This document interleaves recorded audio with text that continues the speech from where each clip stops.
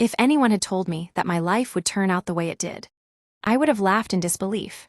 My name is Laura, and for years, I carried the heavy name of barren woman on my head like a market basket. Daniel, my husband, and I lived a comfortable life in our small village, at least on the outside. Inside, sorrow lived with us. Each time I missed my period, hope would flicker in my chest like a small candle.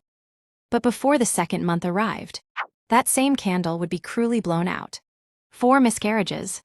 4 times I held my stomach, praying to the heavens. 4 times I buried a dream I never got to meet. I had just crossed into my late 30s, and fear crept into my bones like cold harmattan air. At night, I would soak my pillow with tears. By day, I would lean on my best friend, Cynthia. She was the sister I never had, my confidant. Cynthia, who always knew the right herbs to brew, the right words to soothe. Or so I thought. Meanwhile, Daniel, the man I once believed would fight the world for me, started to change. He would come home late, reeking of fresh palm wine and strange perfumes. When I asked where he had been, he would snap. I needed peace, not a house full of sorrow and dead dreams. I need a child, Laura, or is that too much to ask? Each word struck like a whip across my heart. Desperate and broken, I sought help from everyone. Herbalist, midwives, even pastors who spoke in tongues louder than thunder. Nothing worked. And through it all, Cynthia stayed close, always whispering, "Don't give up, my sister. God will remember you." I didn't know that while she wiped my tears, she was planting a knife deeper into my back. You see, Cynthia had a daughter, Vera, barely 19. Beautiful, fresh like morning dew. Secretly, Cynthia had been grooming Vera for Daniel. The same man who once held my hand during storms was building a new home with my best friend's daughter. The nights he didn't come home, he was there with Vera. Laughing, loving, building a life where I was no longer needed. I would have stayed blind forever if not for a careless whisper at the village market. A vegetable seller, while handing me onions, congratulated me with a wide grin. "Your husband is really lucky. 2 wives and such understanding between them." My hand froze midair. "What wives?" I stammered.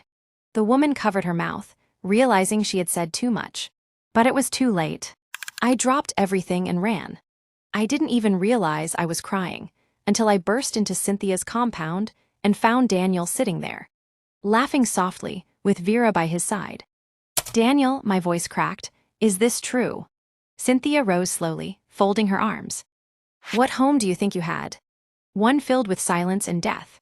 You should be thanking me for giving Daniel a future." Her words cut deeper than a knife. I turned to my husband, my betrayer, hoping, pleading for even a flicker of remorse. Instead, he said coldly, "I'm tired. Tell your people to come and collect your bride price." That night, I packed my things and ran to my mother's house, a hollow shell of a woman. I prayed, I begged God to erase me or erase the pain. Months dragged by. Daniel married Vera, and I heard how he moved into a new house with her. I lived alone in our empty compound, listening to the echoes of dreams that once filled the walls. But life had other plans. A suitor came, a kind man who begged me to open my heart again. I refused. I told him my womb was a graveyard. But he stayed. And my mother, wise as always, asked me, "Laura, did you ever even check if your childlessness was your fault?" After thinking about it, eventually I married that man. And not long after, my belly swelled. At first, I waited for the cruel hand to snatch it away. But it stayed growing, kicking, and living. 9 months later, I held twin boys in my arms. Fat, beautiful boys with their father's eyes and my stubborn nose. That day, the villagers danced until the dust rose like smoke. Daniel heard, of course he heard. Cynthia watched as my baby boys grew older. And I gave birth to 2 more girls. Vera, on the other hand, lived in constant frustration in her marriage because she couldn't get pregnant. Years later, Daniel married another wife. And that was when Cynthia began to regret her actions. She had thought Daniel was a good man who mistreated me only because I couldn't bear children.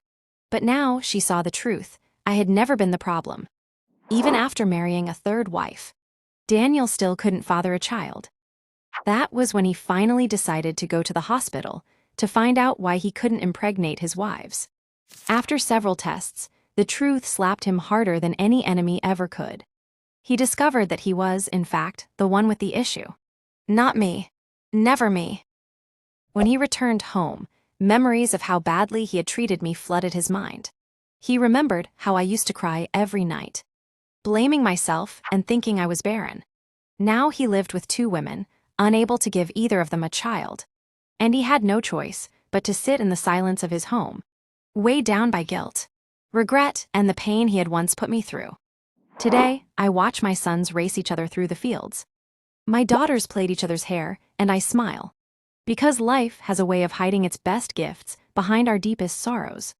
And the wish I thought had been denied was only waiting for the right heart, the right time, and the right hands to carry it. Thank you for listening to my story. If it touched your heart, please like, comment, and share it with friends. And don't forget to follow for more stories just like mine.